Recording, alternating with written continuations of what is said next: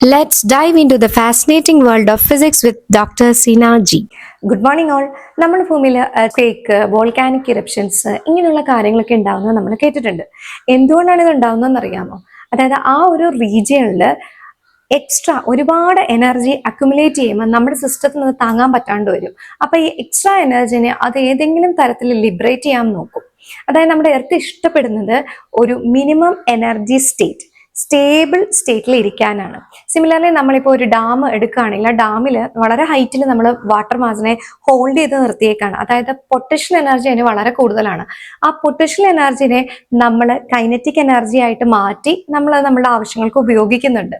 അപ്പം അതേപോലെ ഇനിയിപ്പോൾ ഹ്യൂമൻ ബീങ്സിലേക്ക് വരികയാണെങ്കിൽ, ഹ്യൂമൻ ബീങ്സിന്റെ കേസിൽ ചില ആൾക്കാരെ നമുക്കറിയാം ഹൈപ്പർ ആക്റ്റീവ് ആയിരിക്കും, ഹൈലി എനർജറ്റിക് ആയിരിക്കും, അവർക്ക് എന്തെങ്കിലുമൊക്കെ ഇങ്ങനെ ചെയ്തുകൊണ്ടേ ഇരിക്കണം.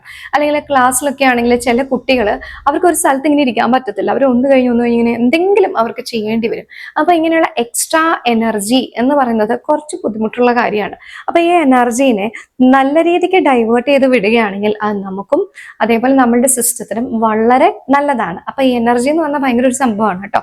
അപ്പം നമ്മുടെ ഇലക്ട്രോസ്റ്റാറ്റിക് ചാപ്റ്ററിൽ ഈ പൊട്ടൻഷ്യൽ എനർജി എന്നുള്ളൊരു കൺസെപ്റ്റാണ് ഇന്ന് നമ്മൾ നോക്കാൻ പോകുന്നത്. സോ നമുക്ക് നമ്മുടെ കേസിലേക്ക് വരാം. Potential energy due to a system of charges. നിങ്ങൾ ഈ ബോർഡിലേക്ക് നോക്കി, ഇവിടെ എന്തെങ്കിലും ചാർജ് ഞാൻ വെച്ചിട്ടുണ്ടോ? ഒരു ചാർജും ഇല്ല. അപ്പൊ ഈ ഒരു സ്റ്റേറ്റിലേക്ക് ഞാൻ ഇൻഫിനിറ്റിന്ന് ഒരു പോസിറ്റീവ് ചാർജ് കൊണ്ടുവന്ന് വെക്കുകയാണ്. I am bringing a positive charge plus Q1 from infinity to this point. അപ്പൊ ഈ പോയിന്റിലേക്ക് കൊണ്ടുവരുമ്പോൾ ഇവിടെ ഒരു അട്രാക്റ്റീവ് ഫോഴ്സും ഇല്ല, റിപ്പൽസീവ് ഫോഴ്സും ഇല്ല. അതുകൊണ്ട് തന്നെ വർക്ക് ഡൺ 0 ആണ്. അതായത് എനിക്ക് പ്രത്യേകിച്ച് മെനക്കേടൊന്നും ഇല്ലാതെ ചാർജ് അവനെ കൊണ്ടുവെക്കാം. ഈ എന്താ പറയാ, ഗോളിയില്ലാത്ത ഗോൾ പോസ്റ്റിൽ ഗോൾ അടിക്കില്ലേ, അതുപോലത്തെ സംഭവമാണിത്. സോ വർക്ക് ഡൺ W1 എന്ന് പറയുന്നത് എന്തായിരിക്കും? 0 ആയിരിക്കും. ഇനി ഞാൻ ഇക്വേഷൻ 1 എന്ന് കൊടുക്കാം. ഇനി ഈ ഒരു സ്റ്റേറ്റിൽ ഞാൻ രണ്ടാമതൊരു പോസിറ്റീവ് ചാർജിനെ കൊണ്ടുവരികയാണ് from infinity to this point. ഇവിടെ ലെറ്റ് ദിസ് ബി Q2 എന്ന് പറഞ്ഞ ചാർജ് ആണ്. And distance between these two charges is R12. Okay, അപ്പൊ ഇങ്ങനെ ഇരിക്കുന്ന കേസിൽ ഇവിടെ റിപ്പൾസീവ് ഫോഴ്സ് ഉണ്ട്. അതുകൊണ്ട് തന്നെ ഈ ചാർജിനെ കൊണ്ടുവരണമെങ്കിൽ ഞാൻ കുറച്ച് കഷ്ടപ്പെടണം, കുറച്ച് വർക്കൊക്കെ ചെയ്തിട്ടേ കൊണ്ടുവരാൻ പറ്റത്തുള്ളൂ. അപ്പോൾ വർക്ക് നമ്മൾ എഴുതാൻ പോവാണ്. And that work W2 is equal to this second charge Q2 into potential at this point. Potential അതായത് ഈ ഒരു Q1 മൂലം ഇവിടെ ഒരു പൊട്ടൻഷ്യൽ ഉണ്ട്. ആ പൊട്ടൻഷ്യലിനെ ഈ ചാർജ് കൊണ്ട് മൾട്ടിപ്ലൈ ചെയ്യുന്നതാണ് വർക്ക് ഡൺ എന്ന് പറയുന്നത്. അപ്പോൾ പൊട്ടൻഷ്യൽ ഇക്വേഷൻ നമുക്കറിയാം എന്താണ്? Q2 into 1/4πε0 Q1 divided by R12. Distance R12 അല്ലേ? അപ്പൊ ഇതാണ് ഇവിടുത്തെ വർക്ക് ഡൺ. സെക്കൻഡ് കേസിലെ വർക്ക് ഡൺ എന്ന് പറയുന്നത് ഇതാണ്. ഓക്കെ, ഇതിനെ ഞാൻ ഇക്വേഷൻ നമ്പർ 2 എന്ന് കൊടുക്കുകയാണ്. ഇനി ഞാനൊരു തേർഡ് ചാർജിനെ കൊണ്ടുവരുവാണ് to this point. Let this be Q3. അപ്പോൾ ഈ Q1ഉം Q3യും തമ്മിലുള്ള ഡിസ്റ്റൻസിനെ ഞാൻ R13 എന്ന് എടുക്കുകയാണ്.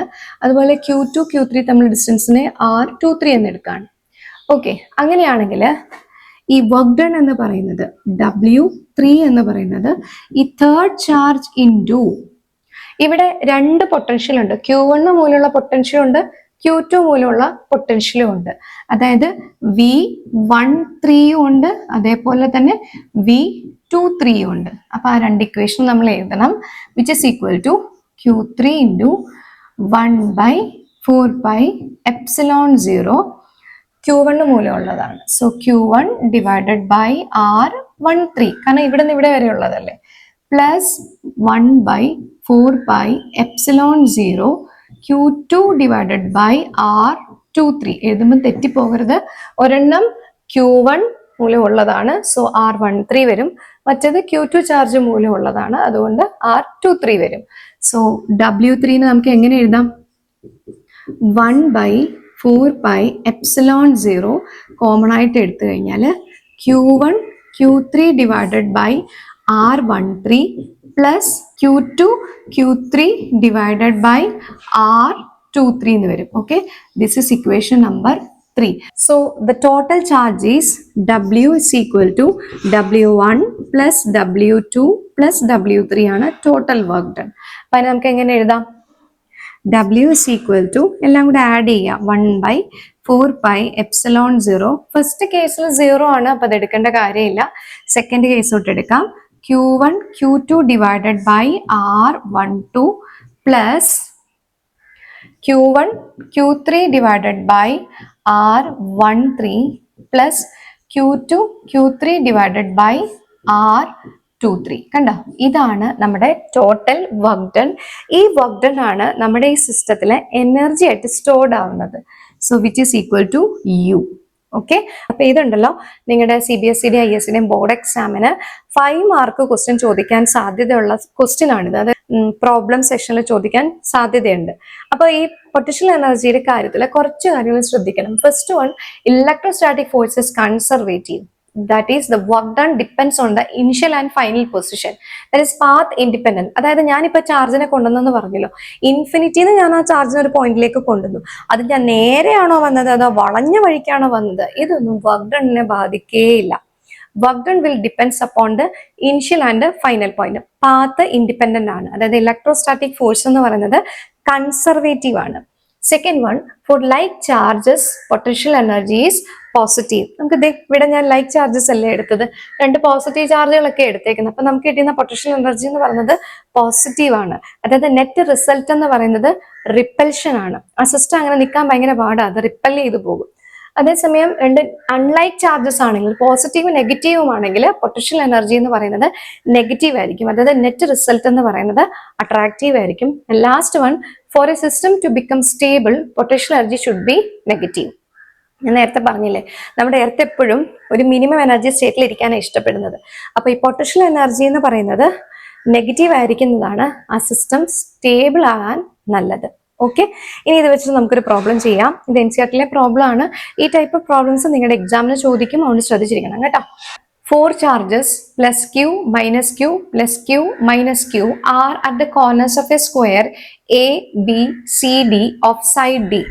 Find the total work required for this arrangement. Find the work done to place a charge Q0 at the center of the square without any acceleration for the charges at A, B, C, D. ഈ question കാണുമ്പോൾ വളരെ വലുതാന്ന് തോന്നും, പക്ഷെ നമുക്ക് ചെയ്യാൻ പറ്റും കേട്ടോ, വളരെ എളുപ്പത്തില്. ഓക്കെ, അപ്പൊ നമുക്ക് നോക്കാം. ആദ്യം അതിന് വേണ്ടിയിട്ട് നമുക്കൊരു സ്ക്വയർ വരയ്ക്കണം. ഇതാണ് നമ്മുടെ square.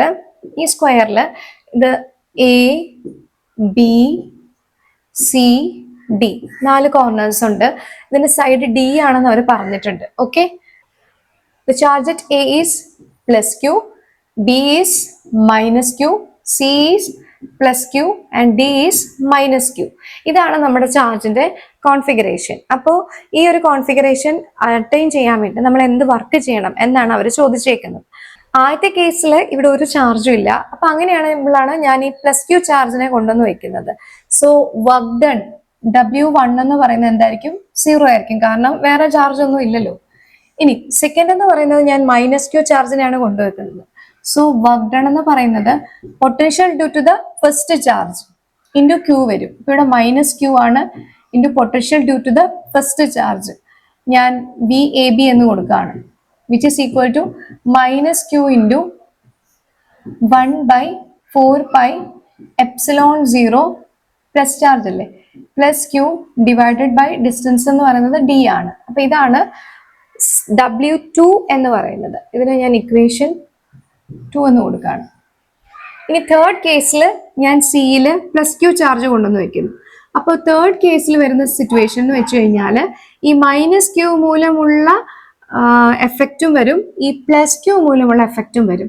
So total work done എന്ന് പറയുന്നത് plus Q into potential due to the first charge, അതായത് VAC and potential due to the second charge VBC, which is equal to Q divided by, ഞാൻ 4πε0 ഒക്കെ common ആയിട്ട് എടുക്കുകയാണേ. So first ചാർജിന്റെ potential എന്ന് പറയുമ്പോൾ Q divided by ഈ ഒരു distance എടുക്കേണ്ടത്. ഇവിടെ നിന്ന് ഇവിടെ വരെയുള്ള ഡിസ്റ്റൻസ്, ഇവിടെ നിന്ന് ഇവിടെ വരെയുള്ള ഡിസ്റ്റൻസ് എന്ന് വെച്ച് കഴിഞ്ഞാൽ √2D ആണ്. ഇതെല്ലാം D ആണെങ്കിൽ ഈ ഒരു ഡിസ്റ്റൻസ് എന്ന് പറയുന്നത് √2D ആയിരിക്കും. സോ ഇവിടെ √2D എന്ന് വരും. പ്ലസ് സെക്കൻഡ് ചാർജ് മൈനസ് ആണ്, Q divided by distance. Okay, ഇതാണ് നമ്മുടെ മൂന്നാമത്തെ ചാർജ് വെച്ചപ്പോഴുള്ള വർക്ക് ഡൺ എന്ന് പറയുന്നത്. ഇനി നമ്മളെ ലാസ്റ്റ് ചാർജ് കൊണ്ടുവെക്കാണ്, W4 എന്ന് വരും, which is equal to this charge minus Q into potential due to the first charge VAD plus potential due to the second charge VBD plus potential due to the third charge VCD. Okay, ഇങ്ങനെ വരും. അപ്പൊ നമുക്കൊന്ന് substitute ചെയ്ത് കൊടുക്കാം. Minus Q into ഇതുപോലെ 4πε0 ഒക്കെ common ആയിട്ട് എടുക്കാം. ഫസ്റ്റ് മൂലമുള്ളത് plus Q divided by D എന്ന് വരും. പ്ലസ് സെക്കൻഡ് മൂലമുള്ളത് മൈനസ് ക്യൂ ഡിവൈഡഡ് ബൈ എന്ത് വരും, √2d എന്ന് വരും. Third plus Q divided by D എന്ന് വരും. ഓക്കെ, ഇതാണ് നമ്മുടെ ഫോർത്ത് ഇക്വേഷൻ. ഇപ്പൊ ടോട്ടൽ വർക്ക് ഡൺ എന്ന് പറയുന്നത് എന്തായിരിക്കും? W1 plus W2 plus W3 ആയിരിക്കും. W3 പ്ലസ് W4 ആയിരിക്കും. ഓക്കെ, അപ്പൊ അത് ചെയ്യുമ്പം നമുക്ക് കോമൺ ആയിട്ടുള്ളതിനൊക്കെ ഞാൻ പുറത്തെടുക്കാണ് കേട്ടോ. ഇവിടെ എല്ലാം ഈ Q into Q, Q square, ഇവിടെ എല്ലാം ഒരു ക്യൂ സ്ക്വയർ വരും. അപ്പൊ ക്യൂ സ്ക്വയറിനെ ഞാനിങ്ങനെ പുറത്തെടുക്കാണ്. Q square by 4πε0. എല്ലാ ടേമിലും ഡി ഉണ്ട്. സോ ഡീനെ ഇങ്ങനെ പുറത്തെടുക്കും. അപ്പൊ വരുന്നത് ദാ ഇവിടെ ക്യൂവും ഡിയും ഒക്കെ പുറത്തു വന്നു. പക്ഷെ ഇവിടെ ഫസ്റ്റ് കേസിൽ ഇവിടെ മൈനസ് ഉണ്ട്. സോ -1 കൊടുക്കുക. പ്ലസ് സെക്കൻഡ് കേസിൽ 1/√2 ഉണ്ട്. പിന്നെ ഇവിടെ ഒരു -1 ഉണ്ട്. പിന്നെ ഈ ഇക്വേഷൻ പ്ലസ് ഇവിടെ മൈനസ് ആണ്. W4 എന്ന് പറയുമ്പോൾ മൈനസിലാണ് വരുന്നത്. അപ്പൊ ഇത് നമ്മൾ എഴുതുമ്പം -1 മൈനസ് മൈനസിൽ പ്ലസ് ആയിപ്പോ 1/√2 പിന്നെ -1 ഇത്രയായിരിക്കും വരുന്നത്. മനസ്സിലായോ? അതായത് ഞാൻ ഒരു ബോർഡിൽ നിർത്താൻ വേണ്ടിയിട്ട് ഇങ്ങനെ എഴുതിയതാട്ടോ. നിങ്ങളൊന്ന് സബ്സ്റ്റിറ്റ്യൂട്ട് ചെയ്ത് നോക്കണം. അപ്പൊ നമുക്ക് ടോട്ടൽ എന്ത് കിട്ടും? ഈ -1 -1 -1 -1 നാലും കൂട്ടിയിട്ട് നമുക്ക് -4 കിട്ടും. പിന്നെ നമുക്കുള്ളത് എന്താ? 2 1/√2 ആണ്. Plus 1/√2 plus 1/√2. അപ്പൊ ഈ 1/√2 പ്ലസ് 1/√2 എന്ന് പറയുന്നത് എന്താവും? √2 പ്ലസ് √2 ഡിവൈഡഡ് ബൈ 2 എന്ന് വരും. സോ ഇവിടെ 2 വരും. 2ഉം 2ഉം കട്ടായി പോകും. ലാസ്റ്റിൽ നമുക്ക് ന്യൂമറേറ്ററിൽ ഒരു √2 കിട്ടും. So what will be the final answer? -4 plus √2. Okay, ഇനി ഈ ക്വസ്റ്റ്യൻ സെക്കൻഡ് പാർട്ടോടുണ്ട്. Find the work due to place a charge Q0 at the centre of the square without any acceleration for the charges at A B C D. അതായത് ഇനി ഈ സ്ക്വയറിന്റെ നടുക്ക് ദാ ഇവിടെ ഒരു ചാർജ് കൊണ്ട് വെക്കുകയാണെങ്കിൽ ഉണ്ടാവുന്ന വർക്ക് ഡൺ ആണ് അവർ ചോദിച്ചേക്കുന്നത്. ഈ സെന്ററിൽ ഞാൻ ഒരു പ്ലസ് Q0 എന്ന് പറഞ്ഞ ചാർജ് ആണ് കൊണ്ട് വെക്കുന്നതെങ്കിലുള്ള വർക്ക് ഡൺ ആണ് ഇവർ ചോദിച്ചേക്കുന്നത്.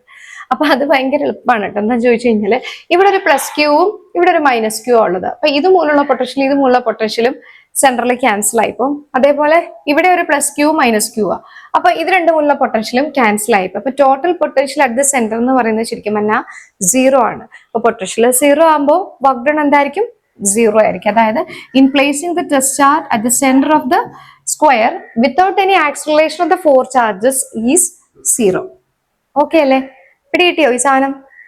അപ്പൊ ഇങ്ങനത്തെ പ്രോബ്ലംസ് നിങ്ങളുടെ CBSE ബോർഡ് എക്സാമിന് 5 മാർക്ക് ക്വസ്റ്റിനകത്ത് ചോദിക്കും. അപ്പൊ ഇത് അറിഞ്ഞിരിക്കണം കേട്ടോ.